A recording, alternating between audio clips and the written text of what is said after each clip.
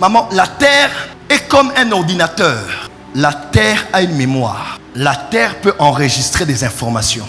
La terre peut être programmée. La terre peut être déprogrammée.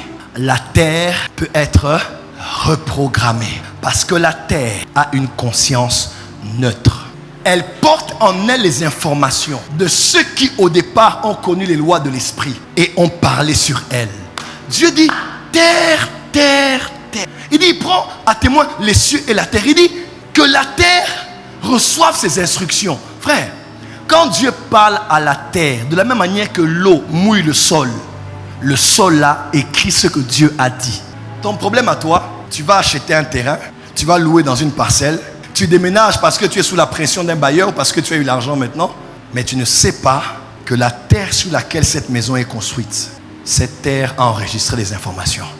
Et ce qu'on a enregistré par le canal des paroles déterminera la vie et l'avenir de tous ceux et celles qui foulent ce sol.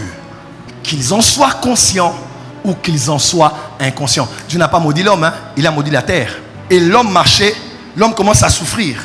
On ne t'a pas maudit toi, tu es béni en Jésus-Christ. Mais si ton sol est maudit, tu es un chrétien rempli de l'esprit en train de Chandarababa. Mais rien n'évolue parce que tu n'as pas connu les lois des cieux.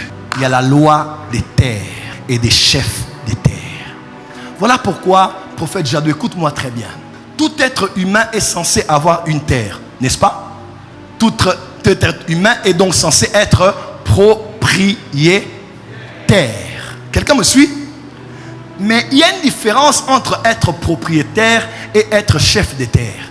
Quelqu'un peut être propriétaire physique, mais il est locataire spirituel. Vous avez acheté la maison, vous avez le droit sur la terre. Mais cette terre appartient à quelqu'un.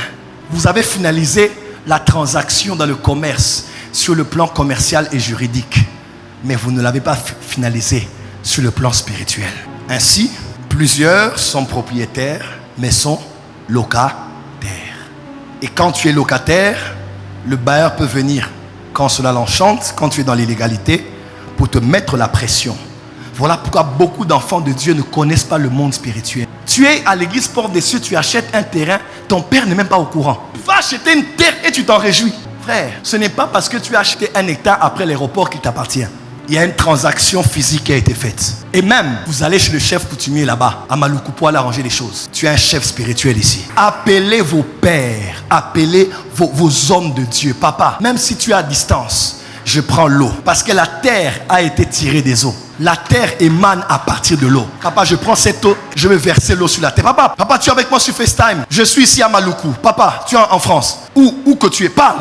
Je verse de l'eau. Quand ton père parle, il prend la terre spirituellement. Au-delà des documents terrestres, une transaction spirituelle se passe. On prend la terre spirituellement et elle t'appartient. Je décrète et déclare. Partout où tu prendras cette eau ou la terre sur laquelle je vais prier, tu n'en seras pas que propriétaire physique. Tu en seras propriétaire spirituel. Dis avec moi, je serai propriétaire physiquement, propriétaire spirituellement. Qui est un chef de terre? Un chef de terre, c'est généralement les premiers à avoir foulé une terre et l'avoir possédée. On les appelle les chefs de terre. Ceux à qui appartient avant toute chose ce territoire sont les chefs de terre. Ils ont un pouvoir spirituel sur la terre qui les appartient. Parce que la plupart d'entre eux ont fait des liens avec des dieux, des divinités, ont fait des sacrifices. Ce sont les chefs spirituels de terre. Mais aujourd'hui, Dieu m'a dit, dans mon esprit, il veut élever un peuple qui va dominer dans l'immobilier. Est-ce que vous savez que pendant la crise mondiale qui est arrivée autour du 11 septembre aux États-Unis, dans toutes les synagogues, prophétesse Raïssa, on faisait passer un message aux Juifs, acheter les terres. Les Juifs avaient pour ordre d'acheter les terres quand on parlait de récession. Les gens souffraient, il n'y avait pas d'argent là. Les Juifs, they were buying land, buying land, buying land. J'étais invité à la synagogue de Paris avec mon frère qui est auprès du Seigneur. J'étais avec le pasteur Chris Crampion. On y était et on a visité la synagogue. Il faut voir comment les Juifs sont riches. Ils achètent des terres. Dieu veut élever ses enfants au point où ils vont acheter des terres.